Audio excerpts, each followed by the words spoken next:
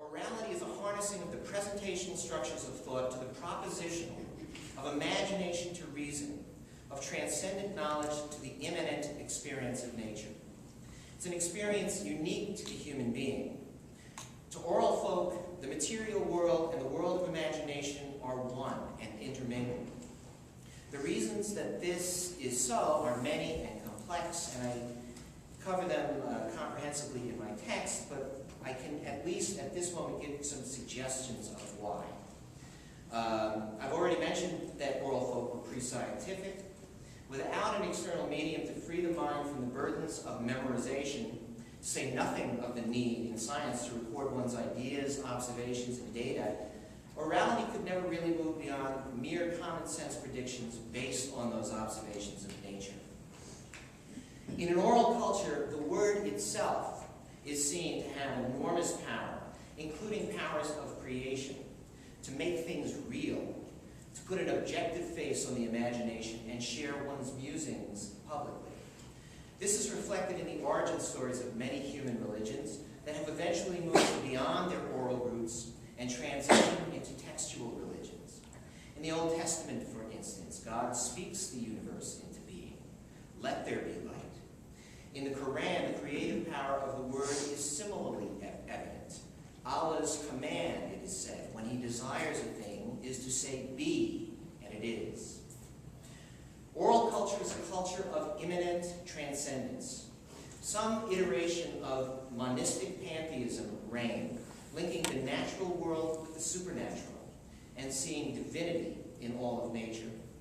Animism and pantheism are just two belief systems common to oral cultures that meld the spiritual with the material, that see a spiritual world as residing inherently in the natural world. Oral folk feel surrounded by the sacred, live amid the mystical. But orality, a conserving mindset, one that is resistant to change, eventually falls to human curiosity and ingenuity. And so it did. In the space of a little over a millennium, from 2000 BC until about 800 BC, human beings responded to a curious urge to externalize their thoughts and their experiences in writing. It is, in fact, fascinating to note that the evolution of human culture finds all development of writing situated roughly in this era. It's beyond my scope today to attempt a comprehensive survey of the evolution of writing forms, and so I'm not going to try to do that. I'll talk instead about the psychic, structural, and we now know, just in the last few years, the neurological effects of writing. Psychologically, writing externalizes thoughts, as oral speech does, but does so in fixed space. The visual capture of the elusive spoken word on the page reifies thought, making the public utterance of thought not an ethereal event, as it is in oral culture, but an object. It transfers the locus of outer thought from an evanescent moment in time to the semi-permanent world of space. It shifts, at least temporarily, the focus of thought from the ear to the eye, and we begin to become aware of the linearity of thought because of the linearity of writing, the logic of thought because of the inherent logic of linguistic grammar, and the sequential nature of thought because of the sequential nature of linguistic syntax as opposed to the simultaneity of the oral experience, O-R-A-L, A-U-R-A-L. At the same time, writing reinforces the interiority of speech by forcing the reflective consideration and reconsideration of thoughts on the basis of their linearity, their logic, and their cause-effect sequence. The systematic recording of changing objective data undermines the superstitious tendencies and ultimately work to undermine our faith in the immanent nature of transcendent otherworldly realities by allowing us to identify patterns within phenomena, to think critically about them, and to make predictions based on that data. Thus, literacy helps to create the skeptical mind and deals a blow to transcendent experience.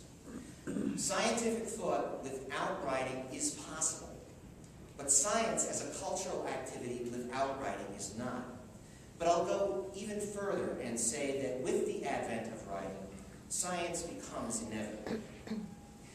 Now, you've heard me once or twice already use the phrases propositionally structured and presentationally structured.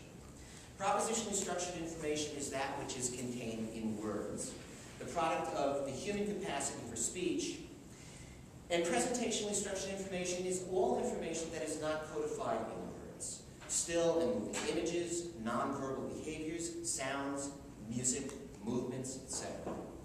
I need at this moment to point out something that my research confirmed for me, that there are measurable qualitative differences in neurological functions when we read as opposed to almost any other sensory activity. Within the last 10 to 15 years, a series of studies using fMRI technologies, these are these MRI images that are real-time and moving, have indicated that different regions of the brain are active when viewing visual media or listening to music or playing video games than when reading. Other studies indicate that neural activity associated with the specific act of reading is concentrated in the left hemisphere, specifically in Broca's and Wernicke's areas, the areas associated with the production and interpretation of words, the left angular gyrus, which translates written words into a sort of interior monologue, and the arcuate fasciculus, which links sensory input to Broca's and Wernicke's areas. Presentational thought, thought without words, takes place without the intermediation of words. It occurs in specific portions of the brain located either on the right hemisphere or in the pre-mammalian and reptilian portions of the brain, areas otherwise associated with emotion, intuition, and immediacy. It is innate and natural, requiring no curriculum or prerequisite skills. We are born thinking presentationally.